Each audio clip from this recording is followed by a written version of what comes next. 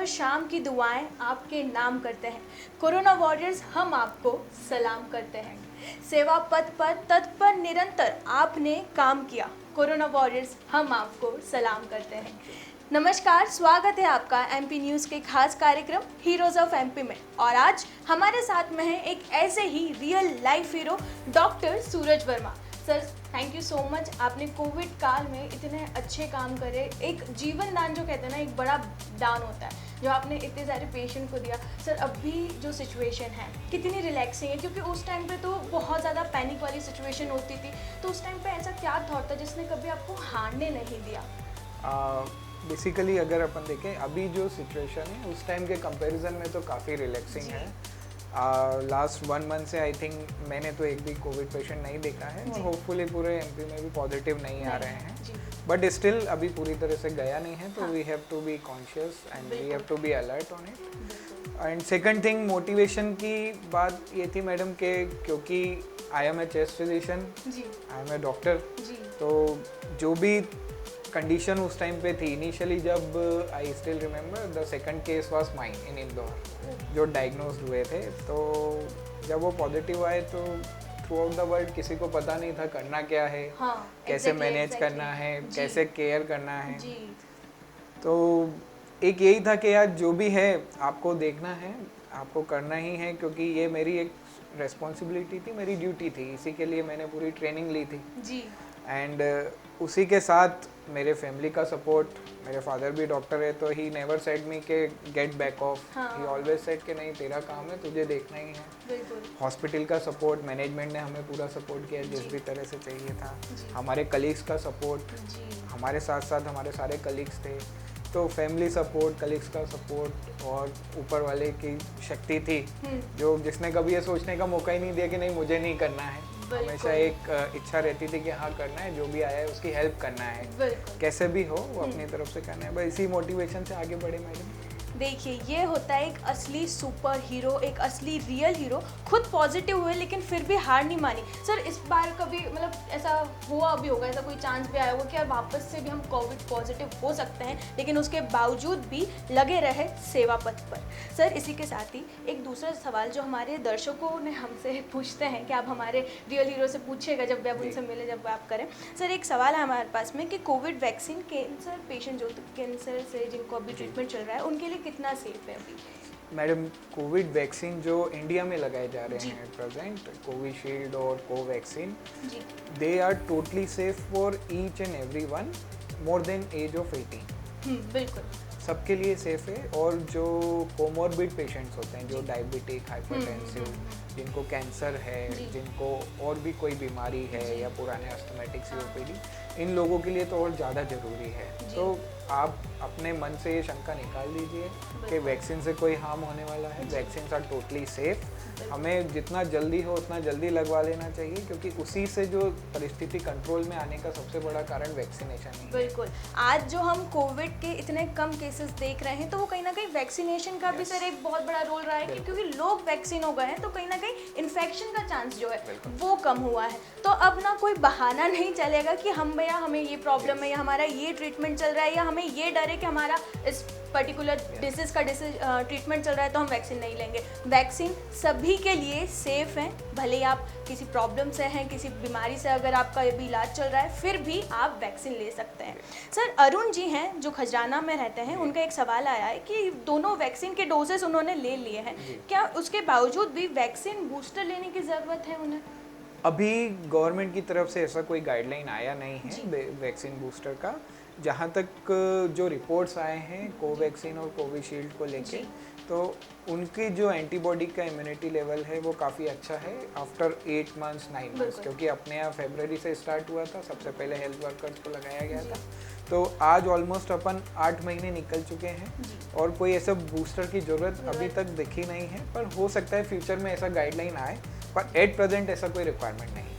तो अगर अरुण जी आपके सवाल का सही जवाब आई थिंक सर ने आपको दे ही दिया है कि अभी कोई भी रिक्वायरमेंट नहीं है, गवर्नमेंट की तरफ से भी अभी एज सच कोई गाइडलाइंस नहीं आई है, तो अभी आप वेट करें एंड जब तक ज़रूरत ना हो तो क्यों ही हम लोग उस चीज़ में रहे, राइट।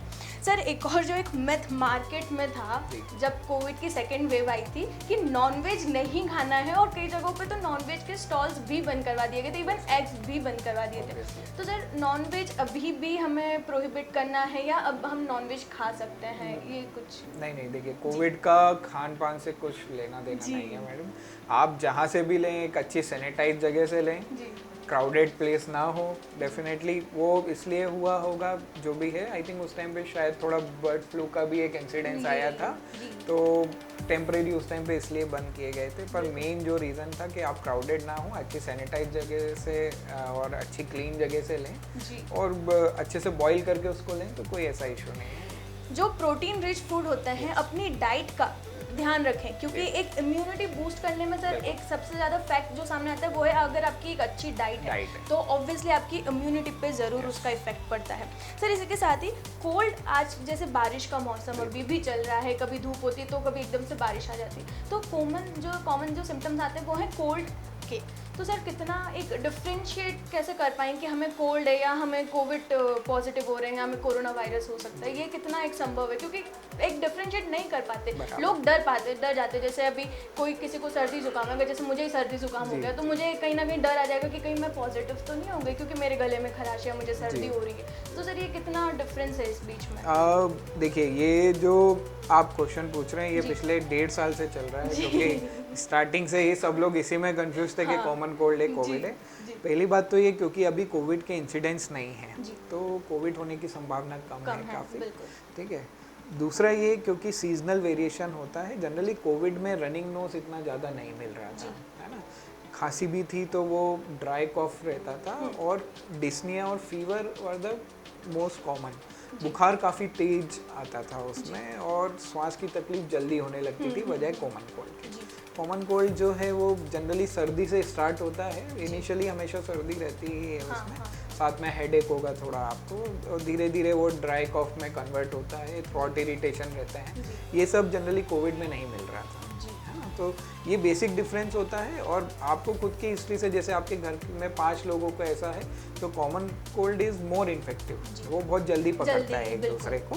तो अगर सब 2-3 दिन में ठीक होते जा रहे हैं तो वरी की बात नहीं है। हाँ, डेफिनेटली अगर आपको 3 दिन बाद भी फीवर बना हुआ है या और कोई सिम्टम्स आ रहे हैं तो आप आपके फिजिशियन से कंसल्ट करिए। उसमें ना, क्योंकि मेजॉरिटी क्लिनिकली डिफरेंशिएट करना is very difficult, but usually जो रनिंग नोज और हेडेक ये सब कोविड में नहीं था।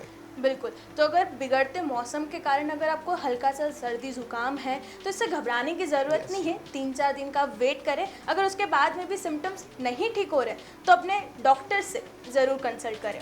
सर इसी के साथ ही एक और जो एक मिथ जो हमारी सोशल नेटवर्किंग साइट पे होते हैं वो बहुत ज़्यादा एकदम लोग क्या बिना देखे बिना सोचे फॉरवर्ड कर देते हैं और उसे अंधाधुंध फॉलो करने लगते हैं। इसलिए एक ही उसका एक मैं आपसे प्रश्न पूछना चाहूँगी कि ड्रिंक्स का एक टाइम पे आया था कि अगर आप ड्रिंक करते हैं तो आपको कोविड के चांसेस बहुत कम है। कितना सच है ये आप हमारे दर्शकों को बताइए, क्योंकि ये तो बहुत ज़्यादा वायरल हुआ था।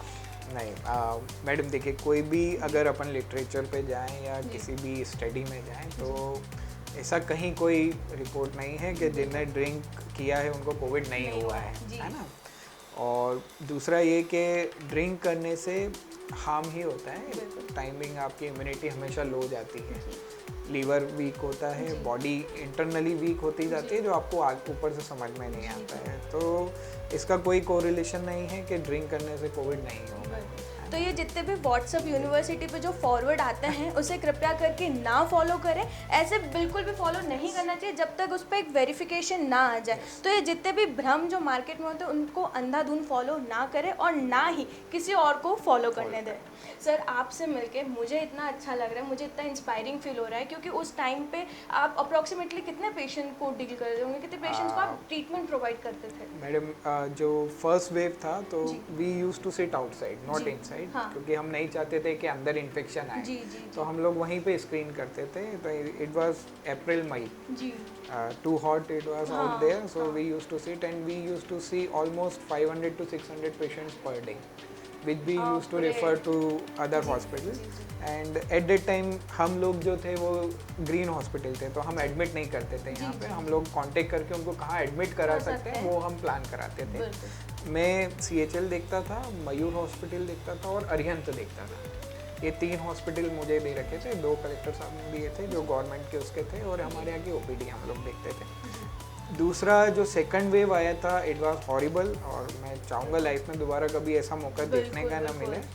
तो डेली 100 and 150 की OPD रहती थी, 100-150 पेशेंट, तब भी हम लोग बाहर ही बैठते थे, मैं, मेरे कलीग्स, जितने भी पूरी टीम हमारी, और एट ए टाइम एडमिशन 100, 180, 100, 120 ऐसे एडमिशन रहते थे। तो इन सब का दूसरे हॉस्पिटल्स में भी देखते थे, हमारे यहाँ भी सब पूरा, अभी उस टाइम तो कोविड ही था सब कुछ, तो यहाँ पे वहाँ सब जगह। तो बस शेड्यूल वाज ऐसा रहता था कि सुबह 7 बजे घर से निकलते थे और रात को 11 बजे पहुँचते थे। बाप रे, हम इमेजिन भी नहीं कर सकते इतना टाइट शेड्यूल, वो भी उस टाइम पे जब खुद की जान पे भी खतरा हो। और सर तो पहले भी एक बार कोविड पॉजिटिव हो चुके थे, उसके बाद में भी कोविड नहीं हुआ, अच्छा जी, मुझे एक भी बार नहीं हुआ है, I am fortunate. Thank you. ये तो एक बहुत बड़ा सर एक चमत्कार हो सकता है कि इतने सारे पेशेंट्स, फर्स्ट वेव में सर 500-600 पेशेंट पर डे आप ट्रीट करते थे, सेकेंड वेव में अप्रॉक्सीमेटली 100-150 पेशेंट्स को देखने, उसके बावजूद भी सर एकदम सेफ थे। एंड सबसे इम्पॉर्टेंट चीज़ जो मैं कहना चाहूँगी कि सेकेंड वेव का जो नतीजा था वो हमारे पास में इसलिए आया था क्योंकि कहीं ना कहीं लोगों की लापरवाही सामने आई थी। डॉक्टर से कंसल्ट नहीं कर रहे थे सर, कहीं ना कहीं डॉक्टर्स को बताने में लोग घबरा रहे थे। इसके बारे में आपका क्या कहना है? अब देखिए मैडम, ये रहता है क्योंकि जिन लोगों ने फर्स्ट वेव में सफ़र कर चुके थे वो लोग तो अलर्ट थे, बाकी सबको आई थिंक टिल जनवरी लोगों को बिलीव नहीं था कि कोविड नाम की कोई बीमारी है। जहाँ तक था उनको ऐसा लग रहा था कि it is miss interpretation, it's common cold and flu, और इस हिसाब से। और सेकंड वेव आने का मेन कारण यही था कि काफ़ी रिलैक्स हो चुके थे सब लोग, बहुत लाइटली ले लिया था हम लोगों से, तो वो अपनी ह्यूमन बीइंग्स की गलती थी जो अपन इतने आगे सेकेंड वेव हमें फेस करना पड़ा। तो हमारी लापरवाही, जो कॉमन मैन की जो एक लापरवाही थी, उसका नतीजा कहीं ना कहीं हमारे जो हेल्थ वर्कर्स हैं उन्हें फेस करना पड़ा था, क्योंकि उन्हें दिन रात उन्हें खड़ा रहना पड़ा था हॉस्पिटल्स में पेशेंट्स की देखभाल के लिए, उनकी जान बचाने के लिए। सर इसी के साथ ही कुछ लाइन पेश करना चाहूँगी आपको कि कोरोना योद्धाओं के हौसलों को हम सलाम करते हैं, आइए हम सहयोग, समर्पण और दृढ़ विश्वास से कोरोना को हराते हैं। सर आपसे मिलके मुझे सच में बहुत ही ज़्यादा इंस्पायरिंग लगा, क्योंकि आप जिस तरीके से आपने सेवा करी वो बहुत ही एक सैल्यूटेबल है। हम सोच भी नहीं सकते कि हम इतने वर्किंग आवर्स हम दें, स्पेशली जब हमारी खुद की जान का खतरा हो। तो ये तो एक कह सकते हैं कि एक सेवा भावना ही है, एक जीवन दान जो आपने किया है उसके लिए। और हम हमारे दर्शकों को भी रिक्वेस्ट करना चाहेंगे, क्योंकि हम शूट करते हैं, हम मास्क नहीं पहनते हैं, हम लोगों ने प्रॉपर सोशल डिस्टेंसिंग मेंटेन करने की भी कोशिश करी है। आप भी जब भी अपने घरों से बाहर निकले तो मास्क और सोशल डिस्टेंसिंग का फॉलो ज़रूर करें और बार बार अपने हाथों को ज़रूर धो। नमस्कार, अगले एपिसोड में ऐसे ही रियल लाइफ हीरो से हम मिलेंगे। तब तक बने रहिए MP न्यूज़ के साथ।